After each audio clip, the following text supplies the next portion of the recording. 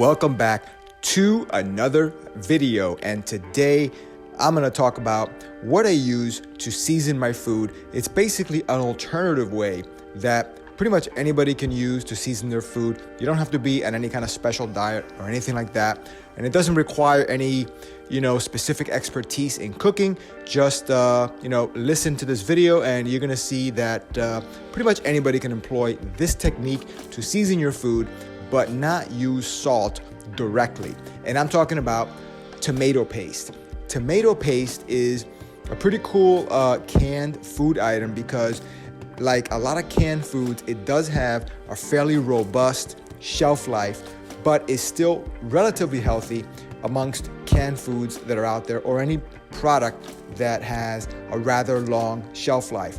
This is great to season your food. It contains sodium, but there are varieties of this that contain, have lower sodium, that are marketed as having extremely low sodium, and you could buy those too. I've had those as well, but because I don't use sodium and I just would like a little more sodium to taste in my food, I actually don't buy the lower sodium variety. So this has about 280 milligrams of sodium about there and per serving, and each serving is 2 tablespoons, which if you weigh it out on a food scale, if that's your thing, it's about 33 grams and 35 calories. So this is a low calorie way to season your food that also contains sodium and is basically a tomato paste. That's all that is. And it comes in different flavorings. The one that I have here is garlic, basil flavored. You barely taste it. I still add garlic to my food and basil, but I just like to buy it this way. It tastes a little bit better, I think, a little bit different than just the regular one. But even the plain one tastes as good as the flavored ones. And the other good thing about this is tomato paste can be used without necessarily cooking it. So a lot of sauce, this is like a sauce, but it's a very thick consistency. You don't necessarily have to apply this to, add this to a dish that you're gonna put on a stovetop and is gonna be cooking for, hours and hours. You could do that, and a lot of people do that because that's the main use of this. But I have found that because of the way it's seasoned and the consistency of it, that you could literally just use it on, dishes that don't require a lot of cooking or any cooking at all. Drizzle it over it, and it's not even like a drizzle. You got kind of pour it or scoop it out with a spoon because it is that thick. So this is something, guys, that you could pour over certain dishes that are made without salt, but you want to enhance the flavor. I do this a lot. One of the things that I use it for is dishes that have like starchy carbohydrates like potatoes, sweet potatoes, rice, and I don't season them. But what I do is I mix 2 tablespoons of this, about 33 grams, into the dish. Or if I'm putting it over heat for whatever reason, I want to heat it up, or I'm making some meat with it, anything that I'm going to heat up, steaming vegetables, and I put it into a pan, I will, of course, put this into the pan. And the good thing, the beauty of it is, it doesn't matter if what you're making requires cooking or not. It still is the same procedure. You literally just scoop it out with a spoon, put it in, mix it up, and make sure you mix it up in a way that it covers as much as possible. You want to do a thorough job of mixing, because if you just use the one serving, which is again 2 tablespoons or 33 grams if you weigh it out, it's gonna really do a good job of subtly enhancing the flavor and adding a little bit of sodium, which is gonna make it make your dish, your healthy dish, a little more palatable, a little more tasty, and you don't have to use any salt.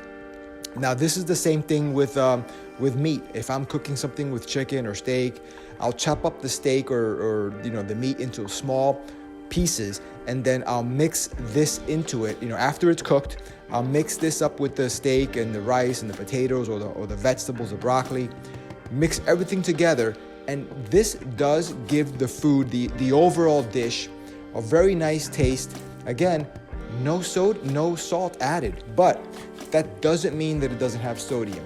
And that's an important thing that I want to get across. You do need sodium in your diet. I'm not saying that you shouldn't have any sodium. Now, I don't use any sodium. I don't add salt into my diet. I don't have salt in my house. I don't own any salt. But I do get sodium in my diet. I get more than enough sodium, because if you even drink anything other than water, you're probably getting sodium, because pretty much everything has water. Not everything, but a lot of what you drink probably has some amount of sodium. Now, with food, it's the same thing. Pretty much most foods are gonna have some amount of sodium, and you're not gonna be able to get away with having a zero sodium diet. You're gonna have to intentionally try not to. Merely not having salt or adding salt to your food is not gonna cause you to be in danger of being deficient in sodium. Now, another way that you could use this, which is really, really nice, is if you wanna flavor like any type of an egg dish, like say an omelet, instead of ketchup, I like to use tomato paste, just a little scoop of tomato paste. It's only gonna add about 35 calories if you use the one serving. And the nutritional component to this is pretty nice. It's got a little bit of fiber, a couple of grams of fiber in each serving. Again, tastes pretty good, adds some sodium, and if you don't use salt, that's good to do. And it also has potassium. It's got a little bit of potassium. So for each 2 tablespoons of serving, which is the recommended serving size on the can, on the label that it says to do, you're gonna have about 6% of your daily allowance, of your daily recommended intake of potassium, which is awesome, because believe it or not, there's a lot of people out there that are under consuming potassium, and you need potassium. You know, I'm not gonna go into it here, but potassium is required by the body and is a very healthy thing to consume in adequate amounts. It's good for the heart. It's good for, just staying healthy in general. Definitely look up the benefits of potassium, and you're gonna see that, you definitely don't wanna be under consuming potassium.